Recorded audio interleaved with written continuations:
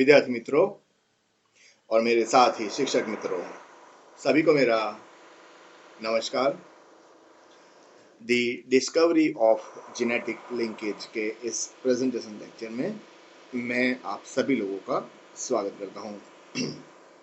आज का जो हमारा विषय है, ये जो लेक्चर है, इसमें हम ये जानेंगे कि जो लिंकेज का जो फिनोमिनन है, इसका पता कैसे चला, इसकी डिस्कवरी जो है, इसका जो इन्वेंशन है लिंकेज का, वो कैसे हुआ, क्या इसके लिए क्रॉस एक्सपेरिमेंट किए गए, किन साइंटिस्टों ने ये एक्सपेरिमेंट किए, उसके बारे में हम बात कर रहे हैं।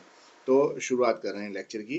देखिए, तो यहाँ पे ये जो टाइटल लिखा है, Bateson and Punnett discovered two gene that did not assort independently. तो अब देखें, शुरुआत करते हैं।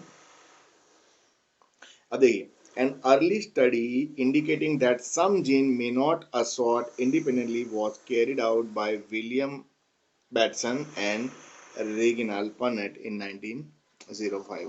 तो सबसे पहले ये जो दो जेनेटिसिस्ट हैं, विलियम बैटसन और रेगिनाल पनेट, तो इन्होंने ऐसा स्टडी किया जिससे पता चला कि कुछ ऐसे जीन हैं जिनका इंडिपेंडेंट असॉर्टमेंट नहीं होता, और ये जो स्टडी था इन्होंने किया 1905 में।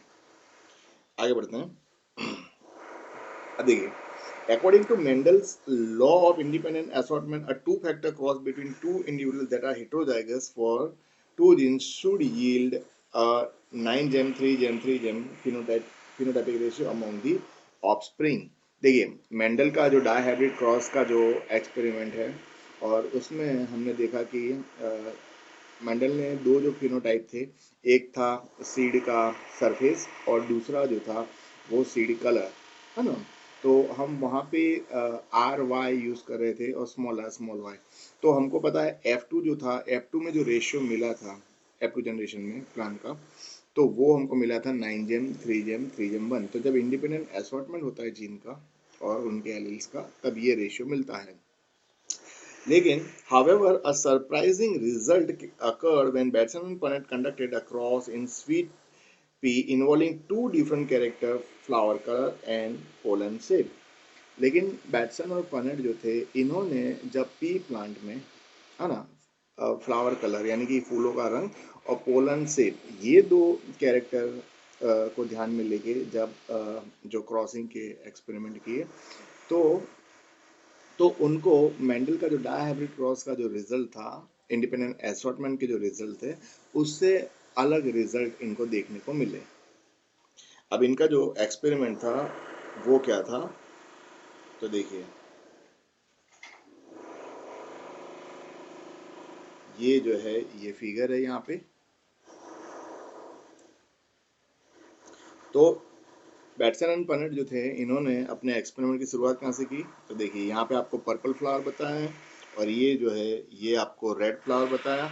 ठीक है, पर्पल फ्लावर, तो इसके लिए जो रिस्पॉन्सिबल जो एलील हैं, उनको डोमिनेंट एलील बताए पी जनरेशन में दोनों, पीपी। और जो लॉन्ग पॉलन है, उसके लिए जो एलील हैं, तो वो बताए आपको लॉन्ग पॉलन के लिए कैपिटल एल कैपिटल एल।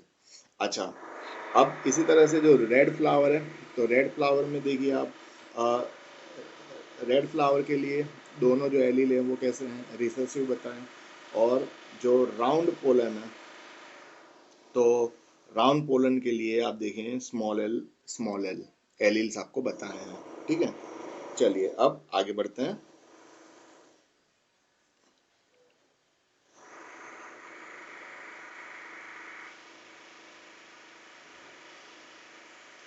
तो फिगर में जो हमने देखा कि as seen in figure, they began by crossing a true breeding strain with purple flower PP and long pollen LL to a true breeding strain with a red flower PP and round pollen।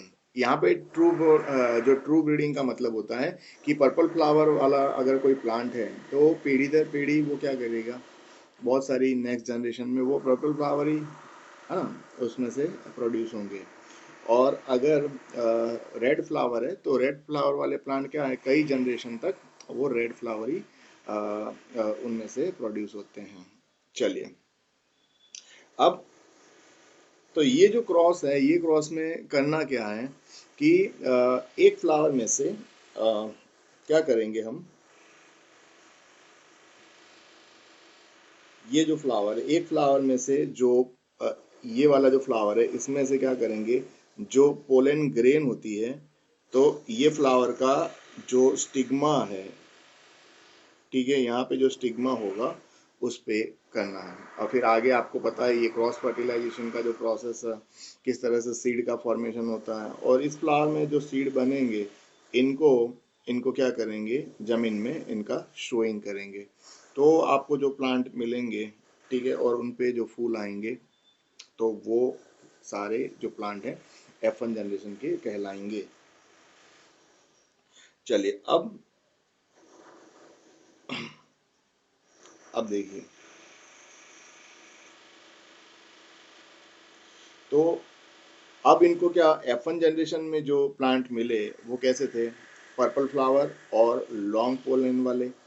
तो आप देखिए, मैं बता देता हूँ आपको, यहाँ पे आप देख लीजिए F1 के जो फ्लावर हैं F1 जनरेशन में, तो वो कैसे हैं, तो वो उनका जो फिनोटाइप है वो क्या है, पर्पल फ्लावर लॉन्ग पोलन, लेकिन इनका जो जीनोटाइप है वो क्या है, capital P capital L small L. इसकी वजह क्या है, यहाँ से जब गैमेट फॉर्मेशन होगा तो इसमें से क्या आएगा, कैपिटल P कैपिटल L, ठीक है। और ये जो है, चलो इसको मान लीजिए मेल गैमेट है, ये मेल गैमेट है ये वाला, और इसमें जो फीमेल गैमेट है उसमें क्या आएगा, स्मॉल p स्मॉल l। तो ये मेल गैमेट फीमेल गैमेट है ना, जाइगोट और फिर सीड फॉर्मेशन। तो इसी वजह से यहाँ पे जो F1 है उसमें आप देखेंगे तो capital P capital L small l। चलिए अब इन्होंने आगे जो F1 जो था, F1 जो फ्लावर है, यहाँ पे मैं बता देता हूँ, थियरी जो है वो आप पढ़ सकते हैं। ये देखिए इस तरह से पूरा,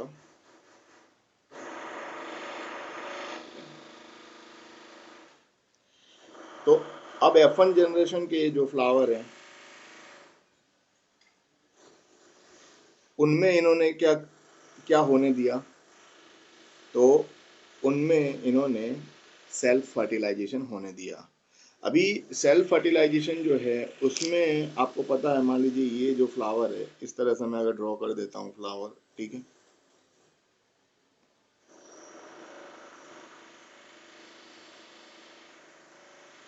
ये फ्लावर है मान लीजिए, तो क्या होगा यहाँ पे, ये एंथर बता दिया हमने, और ये स्टिग्मा स्टाइल ना ओवरी बता दिया यहाँ पे हमने। तो यहाँ से जो पोलन ग्रेन है इसमें से वो यहाँ पे आएगी, और यहीं पे पोलन ग्रेन जो है इसका जर्मिनेशन जो है वो हो जाएगा, है ना। और फिर यहाँ पे जो फर्टिलाइजेशन होगा उसको हम सेल्फ फर्टिलाइजेशन कहते हैं। तो इस फ्लावर में से जो सीड मिलेंगे, इनका जो शोइंग करेंगे, तो हमको क्या, तो हमको F2 जनरेशन के प्लांट हमको मिलते हैं। तो यहाँ पे आप देखें F2 जनरेशन जो है, F2 जनरेशन में जो इनको जो प्लांट मिले वो देखिए आप। अब देखिए, अगर यहाँ पे हमको ये बात समझनी है, F2 जनरेशन का जो डेटा है वो देख के हम क्या बात समझ रहे हैं कि मान लीजिए कि जो जीन और एलील हैं इनका अगर इंडिपेंडेंट असॉर्टमेंट होता तो हमको ये रेशियो मिलता, है ना, 2 फैक्टर क्रॉस या तो डायहाइब्रिड क्रॉस का ये रेशियो मिलता। और ये रेशियो मिलना चाहिए कब, तो एक्सपेक्टेड नंबर ये है, तो ये अगर एक्सपेक्टेड नंबर है तो हमको ये रेशियो मिलेगा, ठीक है। लेकिन इनको तो ये नहीं मिला, ठीक है, इनको इसके बजाय क्या मिला, तो इनको जो ऑब्जर्व नंबर है, ठीक है, तो पर्पल फ्लावर लॉन्ग पोलन वाले प्लांट उनके नंबर कितने हैं, 296, ठीक है। और रेड फ्लावर राउंड पोलन, तो उनके जो नंबर है वो कितना है, 85। तो आप देखिए कि जो ऑब्जर्व नंबर है प्लांट के, उनमें जो पेरेंटल कॉम्बिनेशन है एलील का वो आपको ज्यादा मिल रहा है, और ये जो दो बीच वाले जो हैं, ठीक है, ये कैसे हैं, नॉन पेरेंटल प्लांट है, तो इनके जो नंबर हैं वो तो कम मिले, वो ये 19 मिला, ये 19 मिला, ये 19 कितना मिलना चाहिए था, 80 मिलना चाहिए था, ये 27 है, 27 है, तो ये कितना होना चाहिए था, तो ये जो था ये एक्चुअल में 80 होना चाहिए, लेकिन काफी कम मिल रहा है ना। तो तो यहाँ पे देखिए ये जो बात है,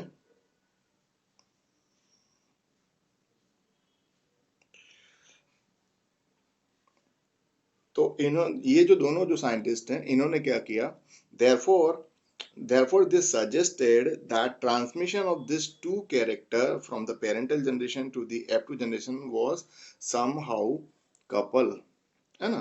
तो जो पेरेंटल फिनोटाइप के जो जीन हैं और जो एलील हैं, ठीक है, उनकी जो टेंडेंसी है वो क्या है, साथ में रहने की है, जब गैमेट फॉर्मेशन होता है तो वो साथ में ही रहते हैं, और not easily assorted in an independent manner. और ये जो जीन है पेरेंटल कॉम्बिनेशन वाले, पर्पल जो लॉन्ग है, ठीक है, और रेड राउंड, तो वो जो है, वो जो जीन और एलील जो हैं ये साथ में ही रहने का प्रयास करते हैं, साथ में ही रहते हैं ज्यादातर, है ना।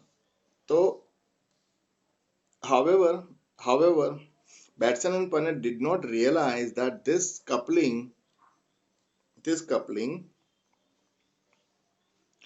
was due to the linkage of the flower color gene and the pollen shape gene on the same chromosome. लेकिन बैटसन और पनेट जो थे इनको इस बात का उस टाइम पे पता नहीं था कि आपको पेरेंटल जो कॉम्बिनेशन वाले जो प्लांट है उनका नंबर आपको ज्यादा मिल रहा है, तो उसका जो कारण है वो लिंकेज है। किसके बीच में लिंकेज देखने को मिल रहा है, कलर के जीन के बीच में और पोलन जो शेप है उनके बीच में जो लिंकेज फिनोमिनन है, वो क्योंकि एक ही क्रोमोसोम पे है और पास पास में है, तो उनकी टेंडेंसी क्या है, साथ रहने की है गैमेट फॉर्मेशन के दौरान। ये बात का उनको पता नहीं चला था। उन्होंने तो क्या है कि अपना एक्सपेरिमेंट किया, और जो डेटा था, जो डेटा उनको मिला, ऑब्जर्व जो डेटा था, वो एक्सपेक्टेड से किस तरह से डिविएट हो रहा था उसी के बारे में हमको बताया, है ना। चलिए अब जो है हम आगे बढ़ते हैं। चलिए अब जो है हम आगे बढ़ते हैं। देखिए अब ये जो इंफॉर्मेशन है ये मैंने दूसरे बुक में से यहाँ पे इंक्लूड किया है, तो ये भी आप देख लीजिए। The discovery of genetic linkage, यही हमारा आज का शीर्षक है। तो देखिए, William Bateson and early champion of Mendelian genetics and Reginald Punnett, after whom the Punnett square is named, reported a series of experiments on sweet peas in 1905, 1906 and 1908।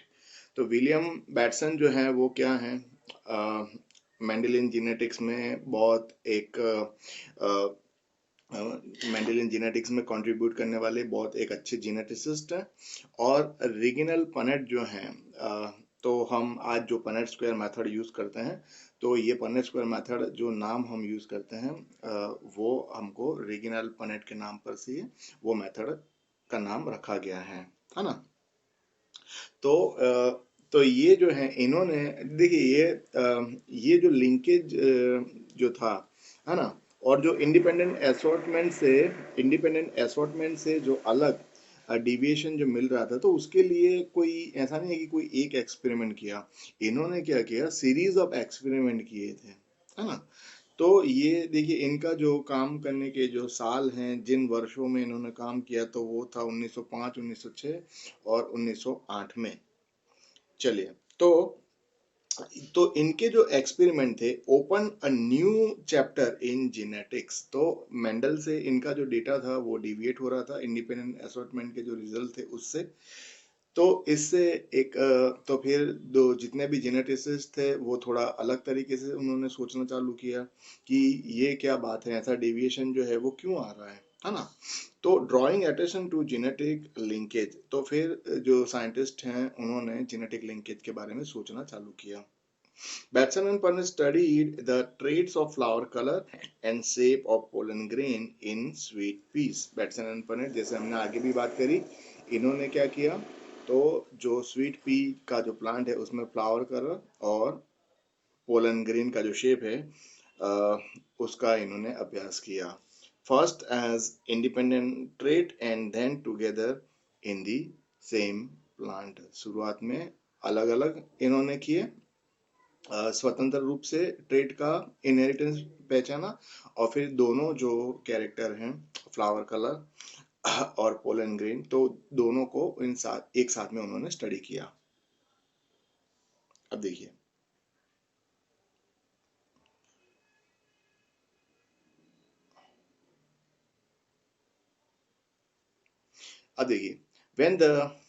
when the traits were studied separately, the genes for flower color and pollen shape obey the rules of segregation।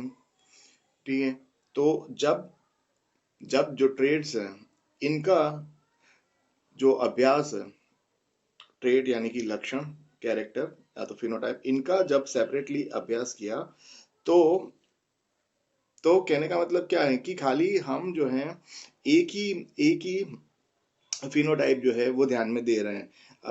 जैसे Mendel का जो experiment था, है ना, plant की जब हम height देख रहे थे, तो उसमें हमको F1 में तो हेट्रोजाइगट मिले थे हमको टी, लेकिन लेकिन जो F2 जो था उसमें हमको टॉल प्लांट और जो ड्वार्फ थे उनका जो रेशियो था वो 3:1 मिला था। सिमिलरली तो यहाँ पे भी इन्होंने जब फ्लावर कलर और पोलन का जो शेप है एक ही लक्षण को ध्यान में रखा और मोनोहाइब्रिड क्रॉस किया, तो उसका जो रिजल्ट था वो 3:1 ही मिला, है ना। चलिए, फिर Bateson and Punnett went on to study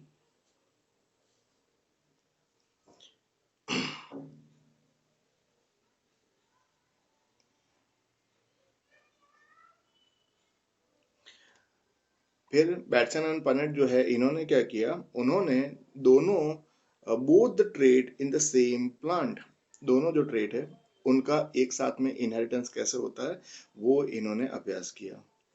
तो ये सारी जो बातें हैं, तो ये सारी बातें तो आप यहाँ पे पढ़ सकते हैं। 9 जेम 3 जेम 3:1 से अलग उनको रेशियो मिल रहा है, ठीक है। अब देखिए, यहाँ पे आप देखें ये जो लिखा है कि F2 progeny showed parental combination of phenotype and many fewer showed non-parental combination। दो लक्षण जो हैं फ्लावर कलर और पोलन का शेप, तो उनको दोनों को साथ में रख के जब एक साथ में इन्होंने अभ्यास किया, तो जो F2 प्रोजेनी है उसमें इनको क्या, जो पेरेंटल कॉम्बिनेशन वाले जो प्लांट थे उनकी संख्या इनको ज्यादा मिली, और जो नॉन पेरेंटल कॉम्बिनेशन वाले प्लांट था उनकी संख्या इनको कम मिली। तो देखिए यहाँ पे, although the chi-square test was not applied to the uh, uh, Batson and Punnett, तो बैटसन और पनेट जो थे इन्होंने जो चाइस्कर टेस्ट जो था वो इन्होंने अपने डेटा के लिए यूज नहीं किया था, अपने रिजल्ट के लिए इस्तेमाल नहीं किया था। और हम जानते हैं आज हम क्या करते हैं कि अगर आज हम बैटसन और पनेट का जो डेटा था उसके लिए अगर हम चाइ स्क्वायर इस्तेमाल करते हैं टेस्ट, तो जो पी का जो वैल्यू है, पी का वैल्यू कितना आएगा, लेस देन 0.05। तो ये जो है ये significant deviation between observe and expected number, तो ये जो है पी का जो वैल्यू है वो 0.05 से लेस देन आ रहा है, कम आ रहा है, तो उसका मतलब क्या होता है कि जो ऑब्जर्व और एक्सपेक्टेड जो है इनमें काफी वेरिएशन आ रहा है, काफी डिविएशन है ना। यानी कि जो ऑब्जर्व नंबर है और एक्सपेक्टेड नंबर है, एक्सपेक्टेड नंबर कौन से, 9 जेम, एक्सपेक्टेड नंबर जो है वो 9 जेम 3 जेम 3:1 के रेशियो के अकॉर्डिंग मिलने चाहिए, लेकिन यहाँ पे तो क्या काफी डिविएशन हो गया, है ना। अब आगे बढ़ते हैं। अब देखिए,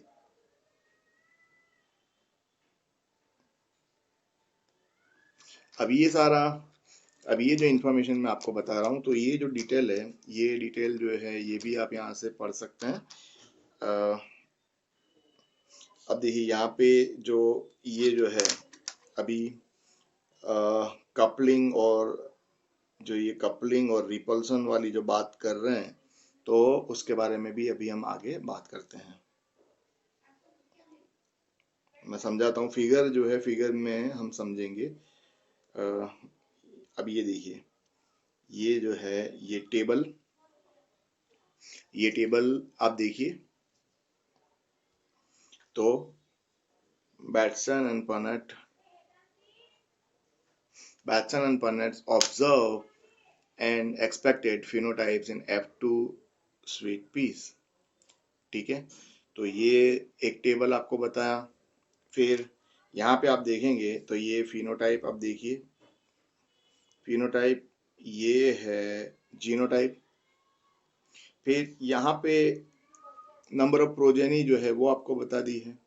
ठीक है, तो ये पर्पल लॉन्ग है, पर्पल राउंड है, रेड लॉन्ग, रेड राउंड। चलिए, तो ये जो है देखिए आप, तो यहाँ पे आप देखेंगे इनमें से आप ये देखिए कि ये पर्पल लॉन्ग, ये वाला जो है ये पर्पल लॉन्ग आप देखें, और यहाँ पे आप देखेंगे रेड अराउंड के बारे में। ठीक है, तो इनमें देखिए ये जो है ये पेरेंटल कॉम्बिनेशन है, ये पेरेंटल कॉम्बिनेशन है। ठीक है, तो अब इनका जो नंबर था, जो अगर इंडिपेंडेंट असॉर्टमेंट होता जीन्स का, है ना, तो उनके नंबर जो हैं इतने मिलने चाहिए थे, 3910। और इसका जो नंबर है रेड राउंड का, वो कितना मिलना चाहिए था, तो वो देखिए आप, वो 434। लेकिन आप देख रहे हैं कि इससे ये जो नंबर है ये काफी ज्यादा है, और ये वाले से ये वाला ज्यादा है। तो आपको क्या है, पेरेंटल कॉम्बिनेशन जो है प्लांट का वो आपको ज्यादा दिख रहा है ना। तो ये मेंडल के जो रिजल्ट थे इससे ये डिविएट हुआ। और ये वाले जो देखिए आप नॉन पेरेंटल जो प्लांट हैं, ठीक है, तो उनकी जो संख्या है वो आपको कम मिली, है ना। तो ये देखिए एक्चुअल में इतने मिलने चाहिए था, लेकिन उसके बदले में ये आपको इतने ही मिल रहे हैं, है ना। चलिए अब हम आगे बढ़ते हैं। अब ये थोड़ा जो इन्फॉर्मेशन है, ये जो इन्फॉर्मेशन मैं आपको बता रहा हूँ, ये इन्फॉर्मेशन आप पढ़ सकते हैं यहाँ पे।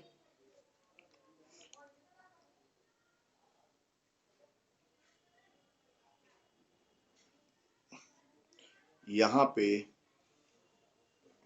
आप देखिए the world's first chromosome map, ये जो है ये इन्फॉर्मेशन थोड़ा आप पढ़िए, यहाँ पे आप पढ़ सकते हैं इसको।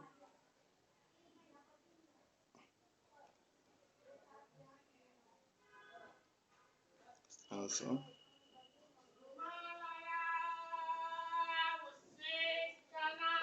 ये एक है,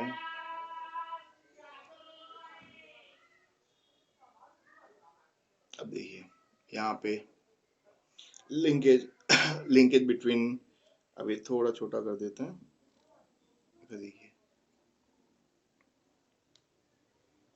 इसको, यहाँ आ जाते हैं, तो यहाँ पे आप देख सकते हैं इसको, linkage between genes was first discovered in experiment with sweet peas। चलिए अब आगे बढ़ते हैं। so, ये देखिए ये जो है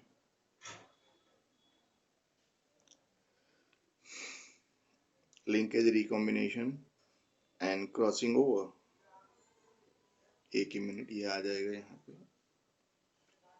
इस तरह से ये इंफॉर्मेशन भी आप यहाँ से पढ़ सकते हैं।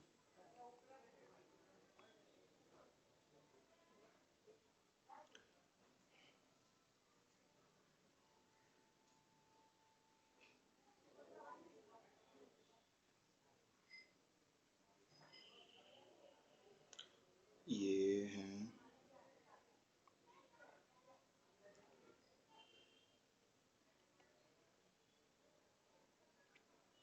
यहाँ पे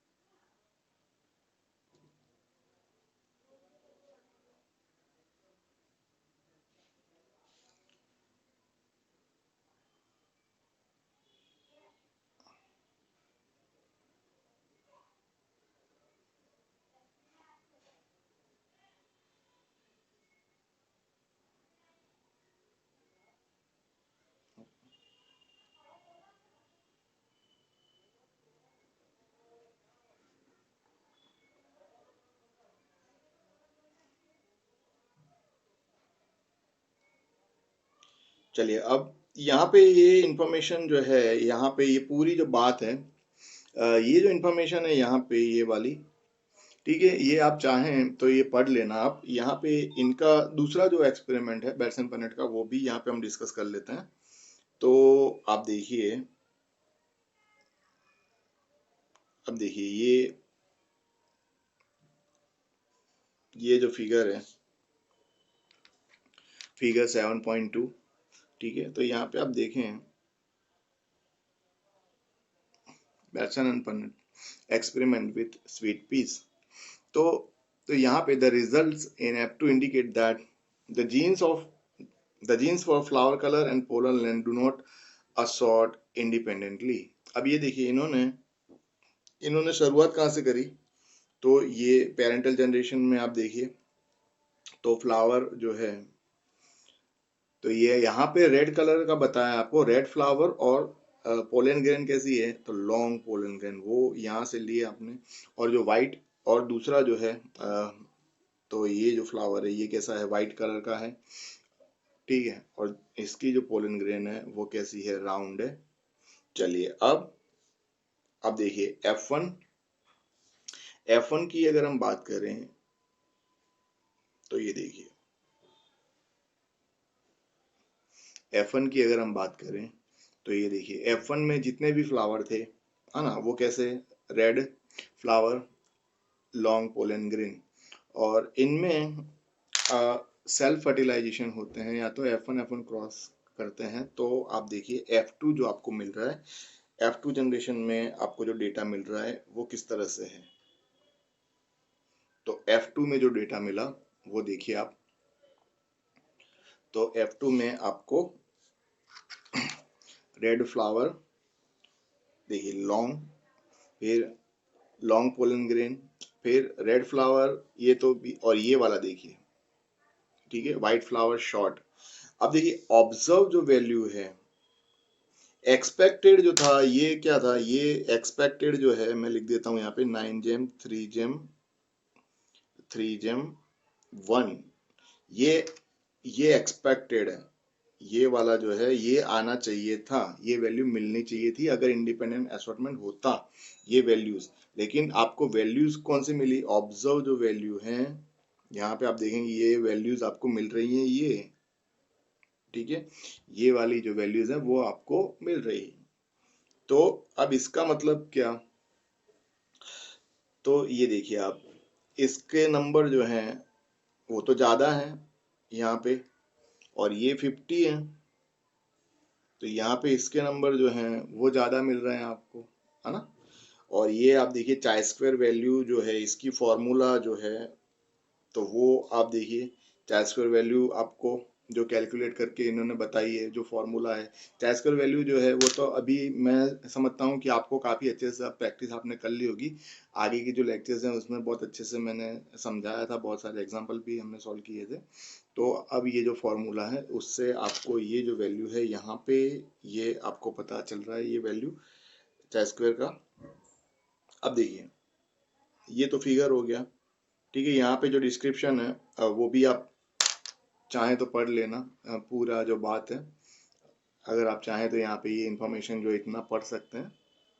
अब देखिए, अब क्रोमोसोम और जीन लेवल पे ये जो है पूरा, ठीक है, ये जो फिगर है, ये जो फिगर मैं आपको दिखा रहा हूँ बेट्सन एंड परन का ये वाला जो एक्सपेरिमेंट है, इसी को हम क्रोमोसोम के स्तर पे, क्रोमोसोम और जीन के लेवल पे हम जाके इसको देखते हैं, तो फिर हम बोल सकते हैं कि देखिए ये पी जनरेशन आपको दिखाई, आप देखेंगे यहाँ पे आपको ये आपको क्या दिखाई है, तो ये आपको पी जनरेशन दिखाई है ना। और ये आप देखेंगे तो ये क्रोमोसोम बताया और उसके ऊपर एलील आपको बता दिए आर एल, ये यहाँ पे आर और ये एल। अच्छा, और दूसरा जो प्लांट था उसके जो फ्लावर है वो क्या, वाइट शॉर्ट, तो उसके लिए जो जीन और उनके जो एलील है वो आपको बता दिए। तो यहाँ पे आप डोमिनेंट है, दोनों जो एलील यहाँ पे जो है वो रिसेसिव है। तो इसी कारण से यहाँ पे जब गैमेट फॉर्मेशन होगा, मान लीजिए गैमेट फॉर्मेशन हम कर रहे हैं, तो गैमेट में तो गैमेट फॉर्मेशन में मियोसिस और उसकी वजह से क्रोमोसोम के नंबर आधे हो जाते हैं। तो उसकी वजह से ये वाला जो है यही ले लेते हैं हम, चलिए ये ले लिया, ये मान लीजिए मेल गैमेट है और ये जो है ये फीमेल गैमेट है। तो जाइगोट और फिर सीड, तो यहाँ पे आप देखेंगे तो ये जो है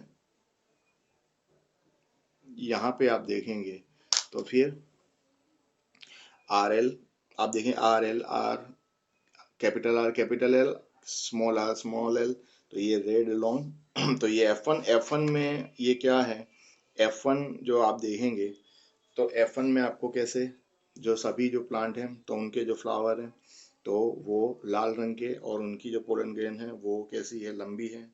चलिए अब एफ वन जो है, एफ वन जो गैमेट फॉर्मेशन करेगा तो क्या होगा, तो देखिए मियोसिस में आप देखेंगे तो गैमेट फॉर्मेशन होगा, तो देखिए यहाँ पे ये वाला जो है एफ वन जब गैमेट फॉर्मेशन करेगा तो मियोसिस आपको बताया, तो यहाँ पे आप देखेंगे कि क्रॉसिंग ओवर या तो होगा या तो नहीं होगा। आप समझिए कि क्रॉसिंग ओवर नहीं हो रहा है, तो इस प्रकार के गैमेट, ठीक है, ये दोनों जो है ये दोनों क्रोमोसोम जो है वो बिल्कुल सेपरेट हो गए। और क्रॉसिंग ओवर अगर हो रहा है तो आप देखें तो फिर सिस्टर क्रोमेटिड जो है और जो एलील हैं उनका एक्सचेंज होगा। तो उसकी वजह से आप देखिए हम क्या करते हैं, ये वाला जो इतना जो पोर्शन है, ये वाला जो पोर्शन है,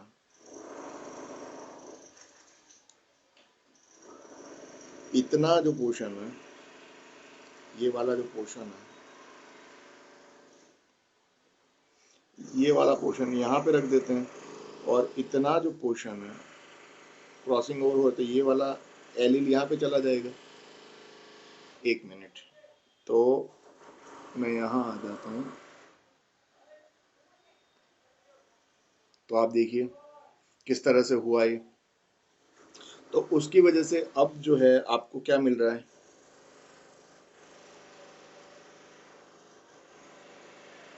तो यहाँ पे आप देख लीजिए नीचे आप देखेंगे तो आपको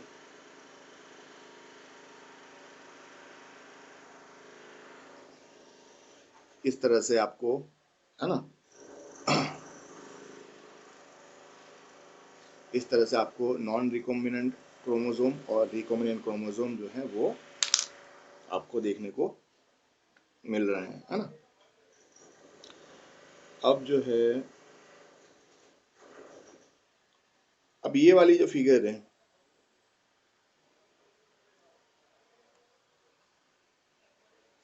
ये वाली जो फिगर है इसमें आप देखिए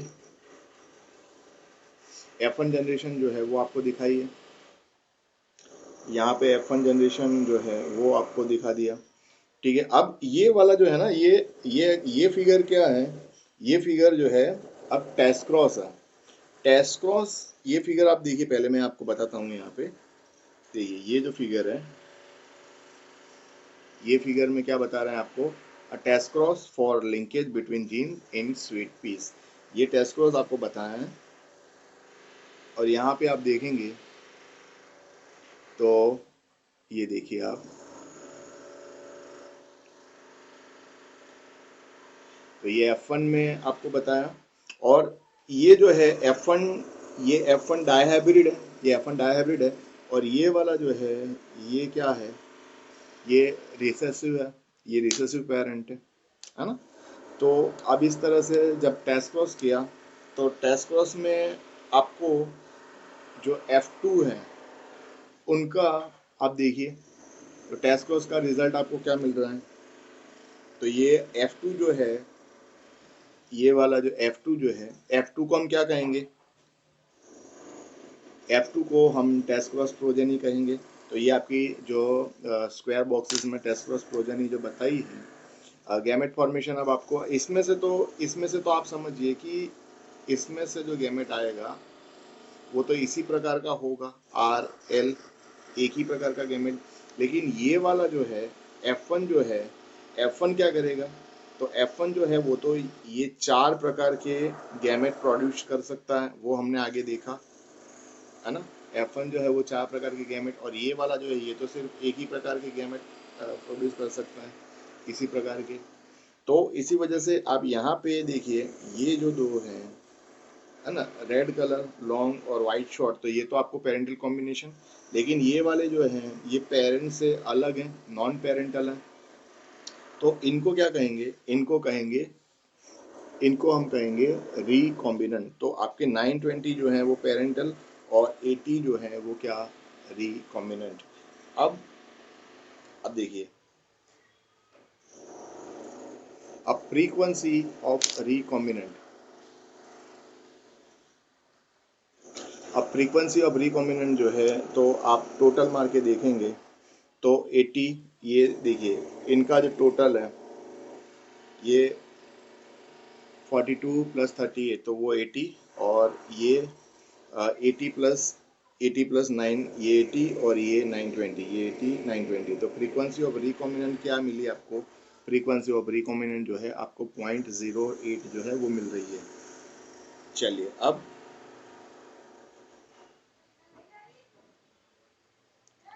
अब ये जो है, यहाँ पे आप देखिए कपलिंग, है ना, क्रोमोसोम, और उसके ऊपर आप जो एलील हैं उनकी अरेंजमेंट देखिए। ये देखिए रिपल्सन जो है उसमें किस प्रकार से, तो यहाँ पे देखिए कैपिटल आर कैपिटल एल, है ना, और यहाँ पे स्मॉल आर स्मॉल एल। तो दोनों ही डोमिनेंट एलील होते हैं। तो ये दोनों डोमिनेंट और ये दोनों जो है वो रिसेसिव हैं। रिपल्सन में आप देखेंगे एक डोमिनेंट है, एक रिसेसिव है, एक रिसेसिव है, एक जो है डोमिनेंट है। तो इस तरह से होता है। तो इसको हम क्या कहेंगे? इस प्रकार की जो अरेंजमेंट है एलील्स की, तो उसको हम रिपल्सन कहेंगे। चलिए, तो ये आप देखिए coupling and repulsion, linkage phase in double heterozygote. तो अब इसी के साथ में ये जो प्रेजेंटेशन लेक्चर है, अब यहाँ पे ये लेक्चर अब समाप्त होता है। और ये जो इन्फॉर्मेशन है यहाँ पे, ये इन्फॉर्मेशन भी मैं आपको बता देता हूँ, जस्ट इन केस आप चाहें तो इसको भी आप रीड आउट कर सकते हैं।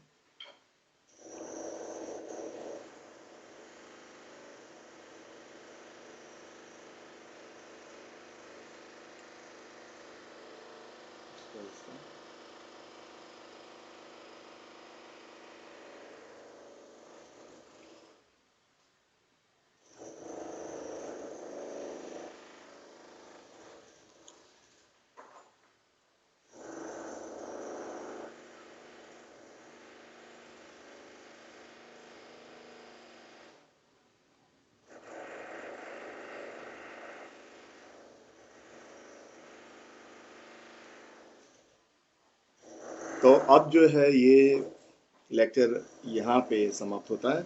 मैं आशा करता हूँ कि ये जो लेक्चर है, अच्छा दूसरी बात, जो मेरे जो अपकमिंग लेक्चर्स हैं, ये लेक्चर जो है ये तो यहाँ पे मैंने अपलोड किया है। अगर आप चाहें तो ऐप पे भी ये लेक्चर अवेलेबल है। और अ, आप ऐप पे जाके देखिए कि ऐप पे भी किस तरह से ये लेक्चर चलता है। ये फ्री लेक्चर है। और मेरे जो अपकमिंग लेक्चर्स हैं वो भी मैं आपको बता दूंगा कि इसके बाद मैं कौन से लेक्चर्स ले रहा हूँ, तो वो भी आप ज़रा देख लीजिए, है ना। मेरा नाम मनीष कोष्टी सर है, मैं अहमदाबाद से हूँ।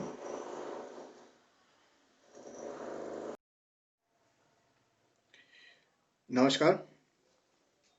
तो पूरा जो जेनेटिक्स लेक्चर सीरीज है, कंप्लीट जेनेटिक्स का कोर्स है। तो कंप्लीट जेनेटिक कोर्स के लिए मेरा जो एंड्रॉयड ऐप है उसका नाम है मनीष जे कोष्टी। ठीक है, तो ये है मेरे एंड्रॉयड ऐप का नाम। और जो मेरे जो आने वाले जो लेक्चर्स हैं, अपकमिंग जो लेक्चर्स हैं मेरे ऐप पे, तो जो ऑलरेडी मैं ये जो लेक्चर्स हैं मैं डिलीवर कर चुका हूँ, तो ये अवेलेबल है अभी मेरे ऐप पे। तो आप ये लेक्चर्स जो हैं इनको देख सकते हैं। तो ये वाला जो लेक्चर है, ये वाला 68 69, ये दोनों जो लेक्चर हैं ये फ्री लेक्चर हैं। और ये फ्री लेक्चर जो हैं आप यूट्यूब पे इनको देख सकते हैं, है ना। और ये वाले जो हैं ये 70 71 72 और 73, ये जो लेक्चर हैं तो ये पेड लेक्चर हैं। तो आप जो है जब फीस का जो पेमेंट कर देंगे तो फिर ये सारे जो लेक्चर हैं वो ऐप पे देख सकते हैं। मेरा नाम मनीष कोष्टी सर है, मैं अहमदाबाद से हूँ। बाय बाय, नमस्ते।